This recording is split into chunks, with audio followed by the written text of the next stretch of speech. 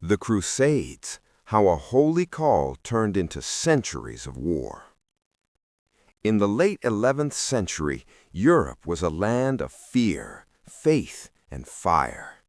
Kings ruled by the sword, peasants lived harsh lives, and the Church stood as the strongest power connecting people across borders. Most Europeans had never traveled more than a few miles from their homes, yet in 1095, a single speech would convince tens of thousands to march thousands of miles toward a land they had never seen: Jerusalem. Jerusalem was sacred to three major religions: Christianity, Islam, and Judaism. For centuries it had been under Muslim control, and for the most part Christian pilgrims were allowed to visit peacefully. But by the late 1000s, political instability and reports of danger to pilgrims began spreading across Europe. Whether all these stories were true or exaggerated did not matter. What mattered was how they were used. In November 1095, Pope Urban II stood before a massive crowd at the Council of Clermont in modern-day France. His words were carefully chosen. He spoke of Christian suffering, of holy sites under threat, and of a sacred duty that could cleanse sins. He promised forgiveness and eternal reward to anyone who took up the cross and fought for Jerusalem. The reaction was explosive. Crowds shouted, "God wills it," a phrase that would echo across battlefields for generations. For many knights, the crusade offered glory and land. For peasants, it was an escape from poverty. For others, it was simply fear: fear of hell, fear of disobedience, fear of missing salvation. What followed was not a single war, but a series of brutal campaigns that would last nearly 200 years. These wars would reshape Europe, devastate the Middle East, and permanently alter relations between Christians and Muslims. They would also reveal a darker truth, that faith, when mixed with power and politics, can become a weapon. The First Crusade was only the beginning. It unleashed violence on a scale few had imagined, not only against Muslims, but also against Jewish communities and even fellow Christians. Cities burned, families were slaughtered, and entire regions were thrown into chaos. This is not a story of heroes and villains alone. It is a story of belief, manipulation, courage, and cruelty. To understand the Crusades, we must look beyond the myths and face the uncomfortable reality of what happens when absolute faith meets absolute power. And it all began with a promise: salvation through war. The People's Crusade: faith without discipline. Before kings and trained armies ever reached the Holy Land, the Crusades took a chaotic and tragic turn. Inspired by Pope Urban II's call, thousands of ordinary people began marching east almost immediately. They did not wait for planning, supplies, or leadership from nobles. This movement would later be known as the People's Crusade, and it revealed how dangerous uncontrolled religious enthusiasm could be. At the center of this movement was a charismatic preacher named Peter the Hermit.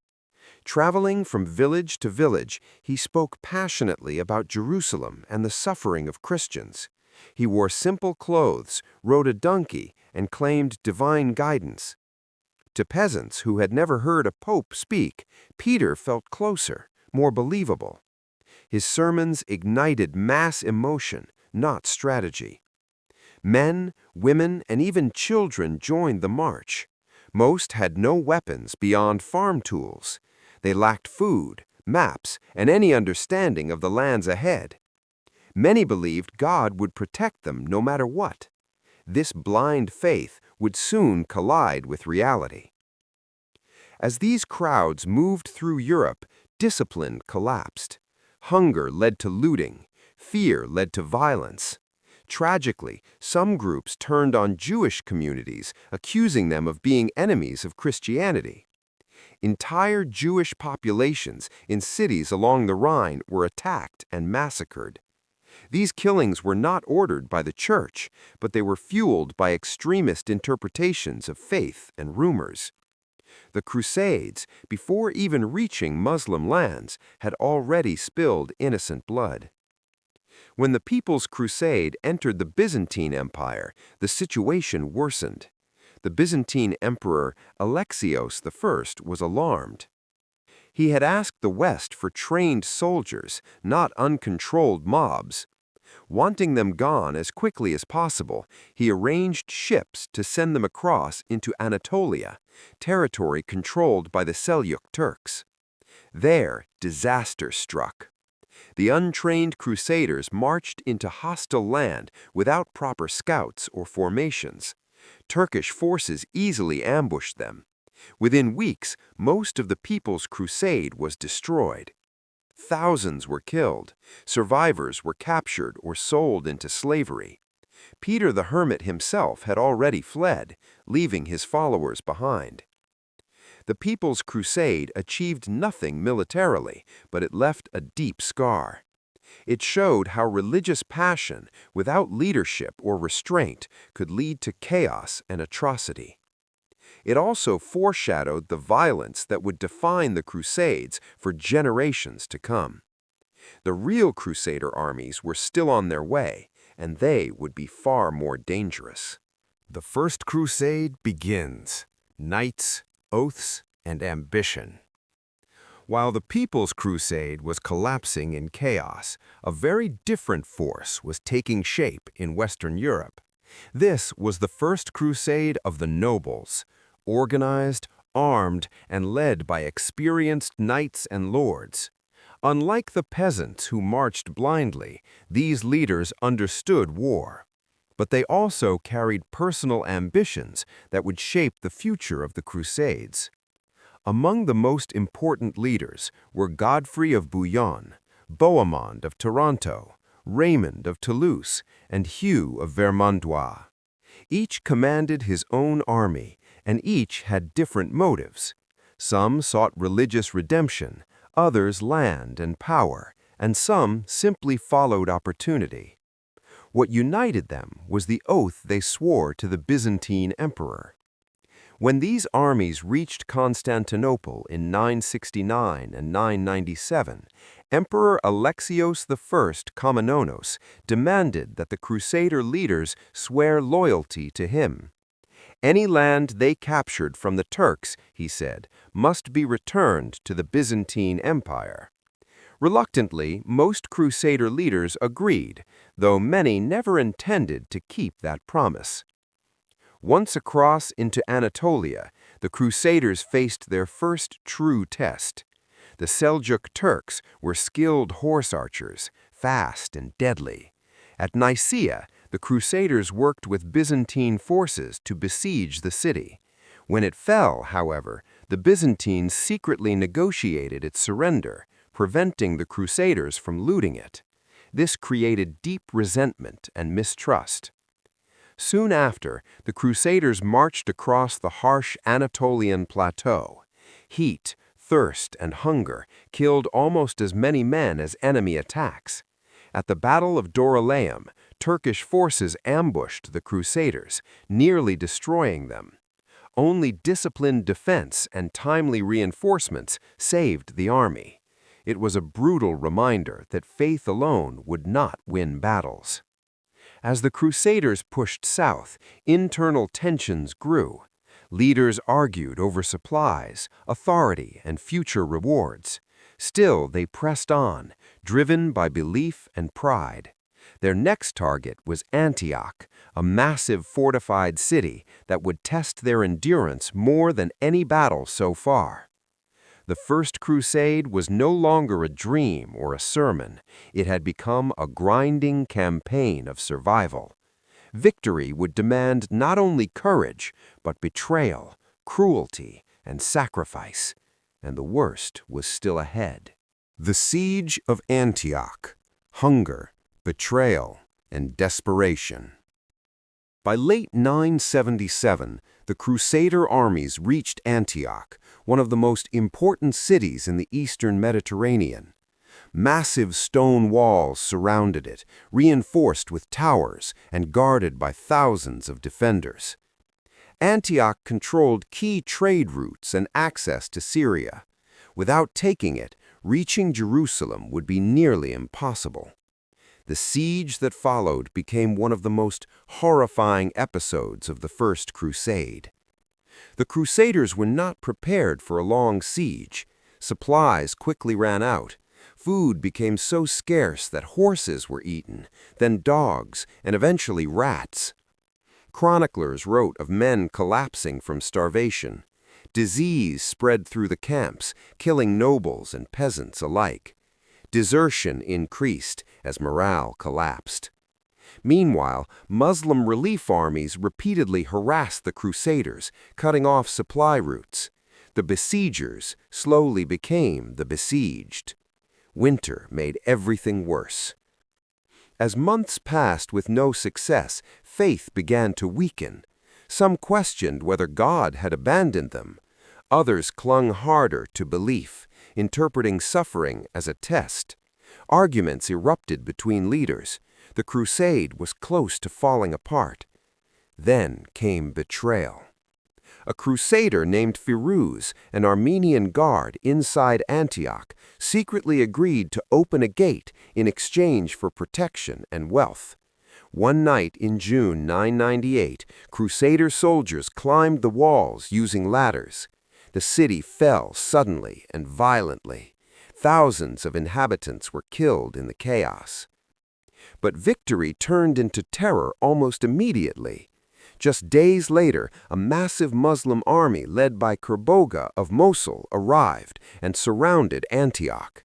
Now the Crusaders were trapped inside the city they had just captured, starving, exhausted, and vastly outnumbered.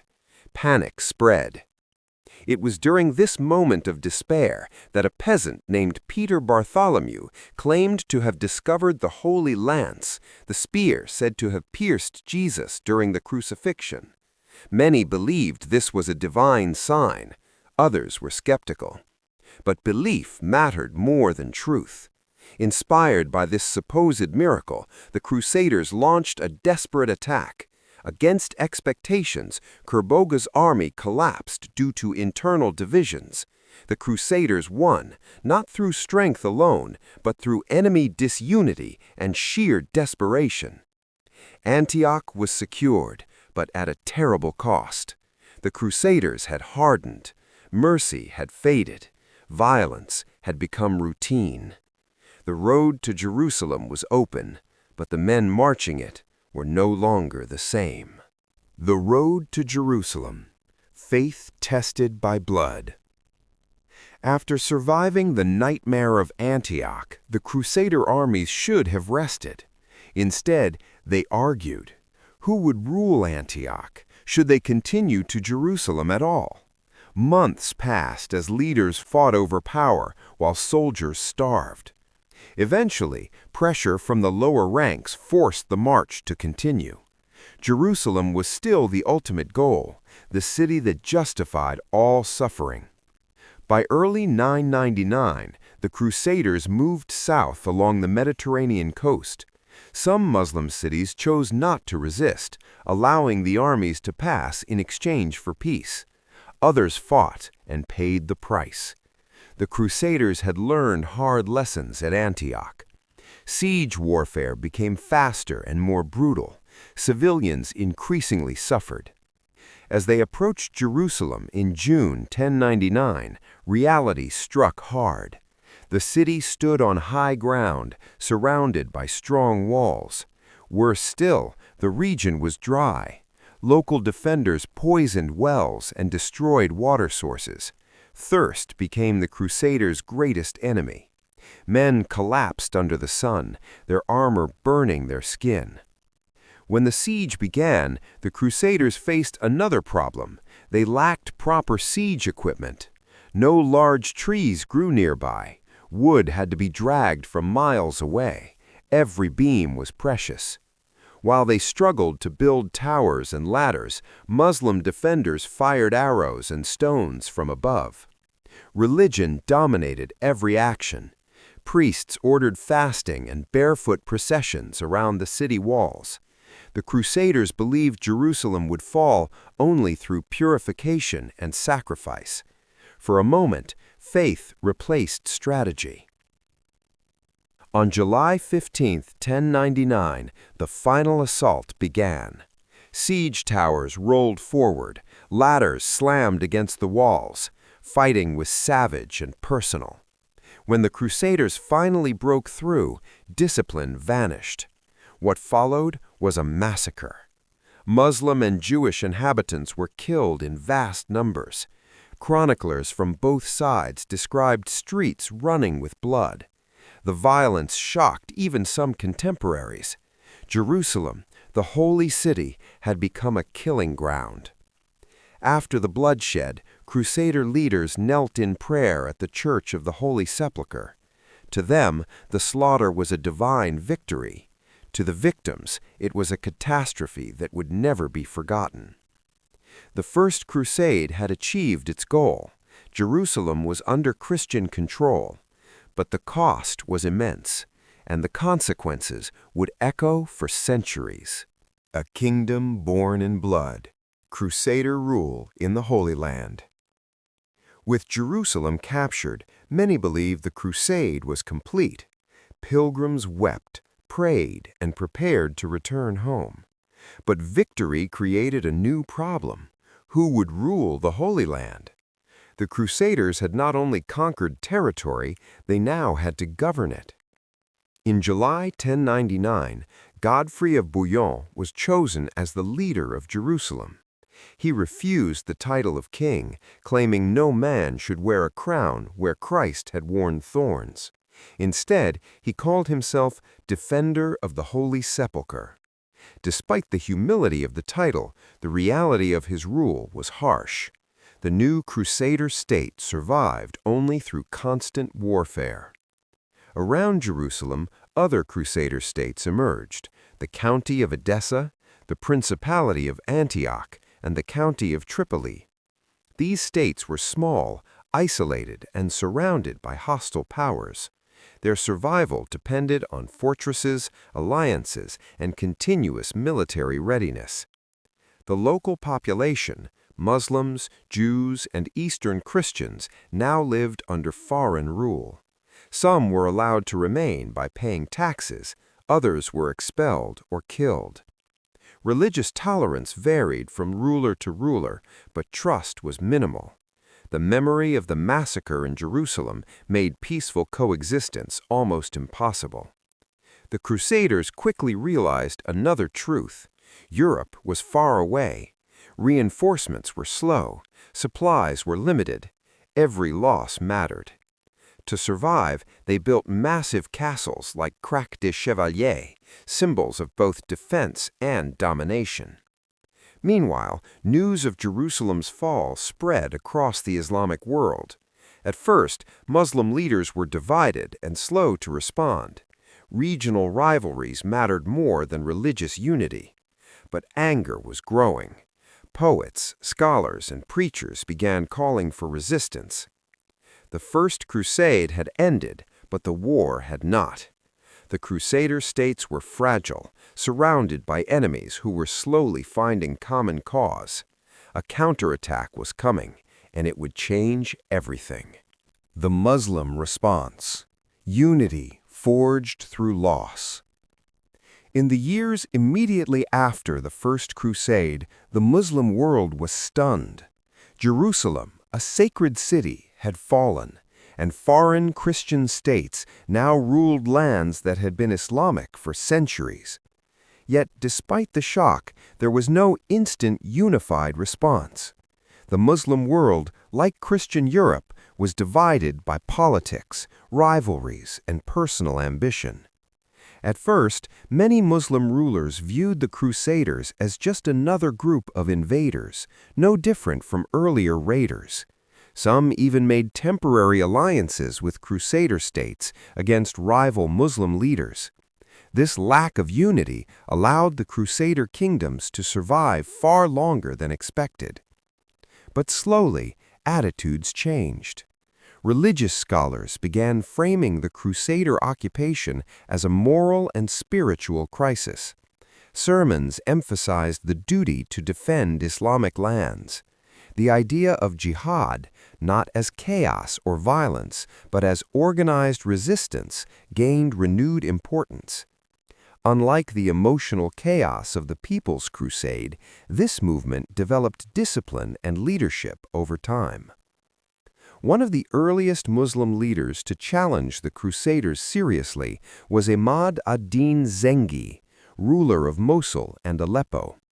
In 1144, he achieved a major victory by capturing Edessa, the weakest of the Crusader states. This event shocked Europe. For the first time, a Crusader kingdom had fallen. The loss of Edessa proved a turning point. It showed that the Crusaders were not invincible. Muslim confidence grew, while fear spread across Christian Europe. Calls for a new crusade echoed once more, setting the stage for even greater wars. Zengi's successors continued his mission, but it was his son, Nur ad-Din, who truly reshaped the struggle.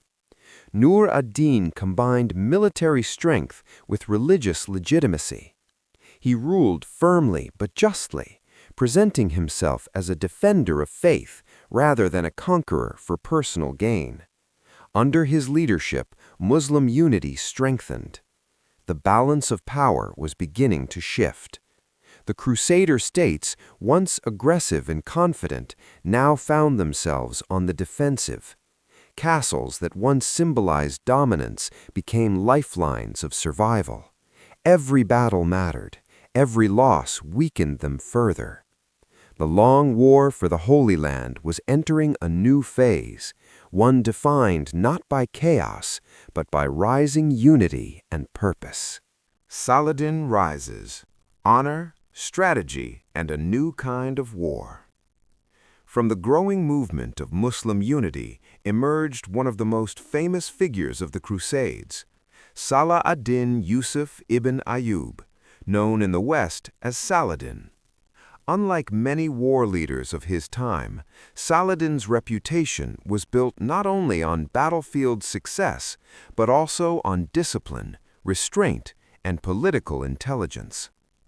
Saladin began his rise in Egypt, serving under Nur ad-Din's authority. Through loyalty, patience, and skill, he eventually became the ruler of Egypt and later Syria. This gave him control over two of the most powerful regions in the Middle East. For the first time, the Crusader states were surrounded by a single, coordinated leadership.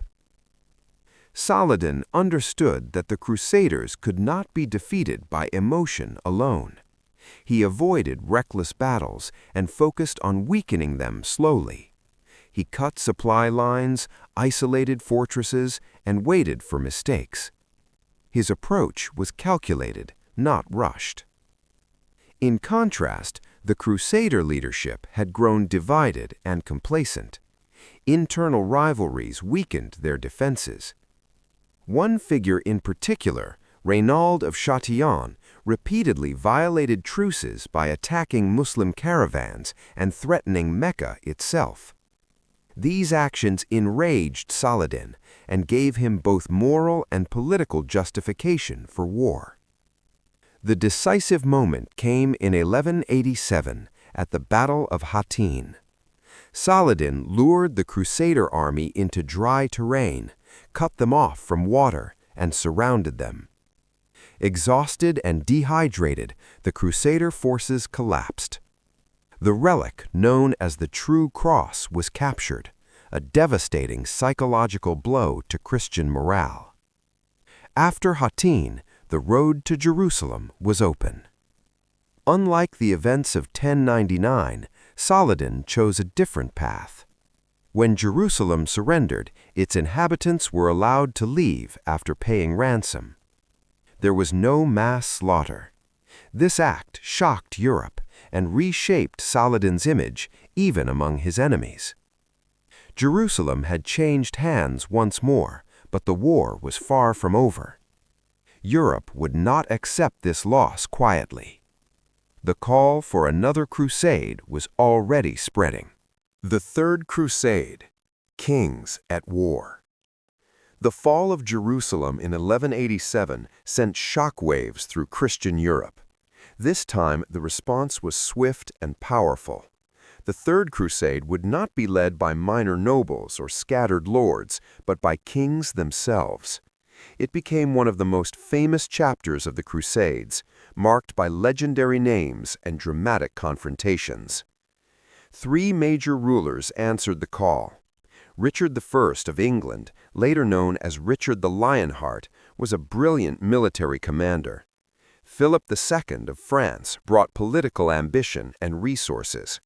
Frederick I Barbarossa, the Holy Roman Emperor, led a massive army from Central Europe. But the crusade began with disaster. Frederick Barbarossa drowned while crossing a river in Anatolia. His death shattered morale, and much of his army returned home. The remaining forces continued, but the crusade had already lost one of its strongest leaders. Richard and Philip traveled by sea, capturing the strategic island of Cyprus along the way. However, rivalry between the two kings soon emerged.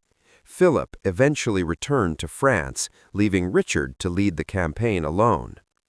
Richard proved to be a formidable opponent for Saladin. At the Battle of Arsuf, his disciplined forces defeated Saladin's army in open combat. Yet, despite victories, Richard faced reality. Jerusalem was heavily defended, and supply lines were fragile. Capturing the city and holding it were two different challenges. Both leaders respected each other's abilities. They exchanged messages, gifts, and even medical aid. Their war, though brutal, followed a certain code of honor, uncommon for the era. In 1192, neither side could achieve total victory. A treaty was signed. Jerusalem remained under Muslim control, but Christian pilgrims were allowed safe access to holy sites. The Third Crusade ended without reclaiming Jerusalem, but it reshaped the nature of the conflict. The Crusades were no longer blind religious marches. They had become strategic, political wars between powerful states. Still, the cycle of conflict would continue. When Crusaders fought Christians, the Fourth Crusade. By the early 13th century, the Crusades had drifted far from their original purpose. Faith still mattered, but politics and profit now played a greater role. Nothing proves this more clearly than the Fourth Crusade, one of the most controversial and tragic episodes in Crusader history. The Fourth Crusade was originally intended to strike Egypt, the economic heart of Muslim power. However, the Crusaders lacked money to pay Venice for ships. The Venetians, powerful traders, offered a deal. The Crusaders would help Venice capture the Christian city of Zara in exchange for transport. Despite knowing this violated church law, the Crusaders agreed. This decision set a dangerous precedent. Soon after, the Crusaders became entangled in Byzantine politics. A deposed Byzantine prince promised vast rewards if the Crusaders helped him reclaim his throne in Constantinople. Once again, money and ambition overpowered religious purpose. In 1204, Crusader forces attacked Constantinople, one of the greatest Christian cities in the world. The sack of Constantinople was brutal. Churches were looted, sacred relics were stolen, civilians were killed. The city was devastated by those who claimed to fight in Christ's name. The damage was so severe that the Byzantine Empire never fully recovered. This event permanently poisoned relations between Eastern Orthodox and Western Catholic Christians. The Crusades, once framed as a defense of faith, now appeared as tools of greed and power. The Fourth Crusade never reached the Holy Land. Instead, it revealed a painful truth. The crusading movement had lost its moral center. The consequences would echo for centuries. The slow decline, lost purpose, and fading power. After the disaster of the Fourth Crusade, the crusading movement never fully recovered its original strength or clarity. Future crusades were launched, but none matched the scale, unity, or impact of the earlier campaigns. What remained was a weakened idea, struggling to justify itself in a changing world. Several later crusades focused on Egypt again, believing that controlling it would ensure dominance over the Holy Land. The Fifth Crusade attempted this strategy, but failed due to poor leadership and misunderstanding of local conditions. Floods, disease, and miscalculations destroyed Crusader armies without decisive battles. The Sixth Crusade took a different approach. Emperor Frederick II regained Jerusalem through negotiation rather than war in 1229. However, this peaceful success was temporary and deeply controversial. Frederick was excommunicated by the Pope at the time, showing how fractured Crusader politics had become. Jerusalem soon returned to Muslim control. Meanwhile, Muslim power continued to strengthen under leaders like the Mamluks. These disciplined warrior rulers systematically dismantled Crusader strongholds along the coast. One by one, cities fell. Acre, the last major Crusader stronghold, was captured in 1291. With its fall, nearly 2 centuries of Crusader rule in the Holy Land came to an end. In Europe, enthusiasm for Crusades faded. People questioned the cost in lives, money, and morality. Kings became more focused on internal conflicts and emerging nation-states. The Church itself faced criticism for its role in promoting endless war. The Crusades had promised salvation and unity. Instead, they delivered destruction, division, and lasting resentment. Yet their impact could not be erased. The legacy of the Crusades, a world forever changed. When the last Crusader stronghold fell in 1291, the wars for the Holy Land were finally over, but the effects of the Crusades were only beginning to unfold. What started as a religious mission had reshaped continents, cultures, and relationships in ways no one in 1095 could have imagined. In Europe, the Crusades strengthened the power of kings while weakening feudal lords. Many nobles sold land to finance crusades and never returned. This shift helped lay the groundwork for centralized states. Trade also expanded. Contact with the Middle East introduced Europeans to new ideas, goods, and knowledge, including advances in medicine, mathematics, and navigation. For the Islamic world, the Crusades were remembered less as religious wars and more as invasions. The destruction of cities and loss of life left deep scars, but the eventual Muslim victories reinforced political unity and military reform. Leaders like Saladin became symbols of resistance and honorable leadership. Relations between Christians and Muslims, however, suffered lasting damage. Mutual distrust hardened into long-term suspicion. Myths, propaganda, and exaggerated stories on both sides shaped how each culture viewed the other for generations. Even centuries later, the memory of the Crusades continues to influence modern politics and identity. The Crusades also revealed a dangerous truth about human nature. When absolute belief combines with power, violence can be justified in the name of righteousness. Ordinary people committed extraordinary cruelty because they believed it was holy. Today, historians no longer see the Crusades as simple battles between good and evil. They are studied as complex events driven by fear, faith, ambition, and survival. Understanding them requires honesty, not celebration. The Crusades remind us that history is not just about victories and defeats, it is about choices, consequences, and the long shadows they cast over humanity. And that may be their most important lesson.